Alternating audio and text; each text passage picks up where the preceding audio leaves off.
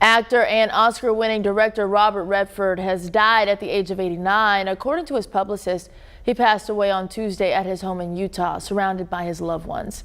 CNN's Sarah Sidner has more on Redford's life and career.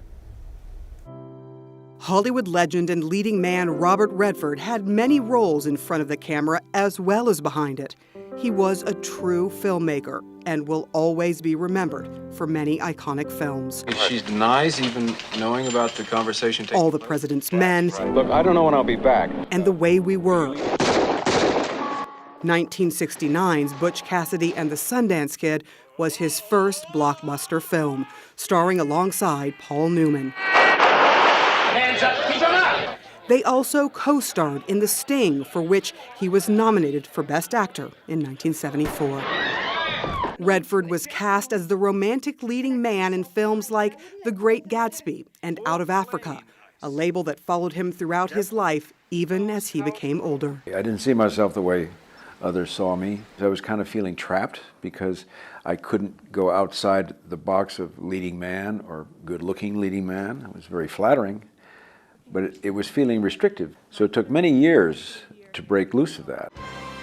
Redford won a Best Director Oscar in 1981 for Ordinary People. He directed A River Runs Through It, Quiz Show, and many other films. A native Californian, he was born in Santa Monica in 1936. As Los Angeles grew, so did Redford's love for protecting the environment. I grew up respecting nature because what happened to Los Angeles. It was a city as a child during the end of the Second World War that I loved, and it was a beautiful city, and the air was clean. And then what happened after the war was suddenly there were skyscrapers and there was pollution. It felt like the city that I loved as a child was taken away from me, so I moved away from that in sadness.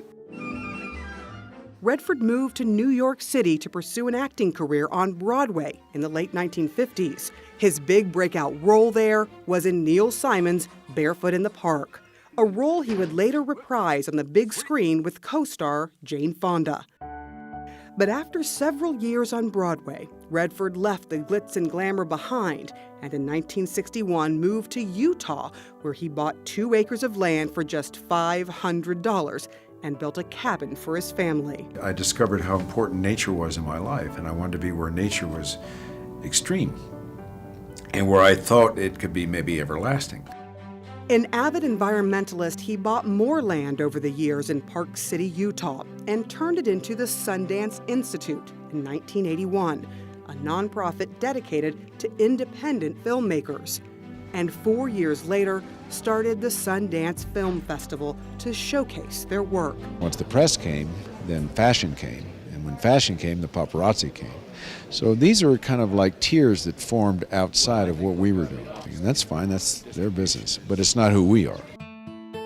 And his love for the environment continued. As years went on, I became more and more convinced that nature played a great role in our lives but wasn't being treated fairly.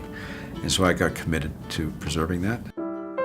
But he didn't stop acting and directing and was awarded an honorary Oscar in 2002 for his contributions to filmmaking. I want to make the most of what I've been given. And you keep pushing yourself forward, you try new things, and that's invigorating. I guess I found out that rather than retiring, that just feels better. Just keep moving as long as you can keep moving.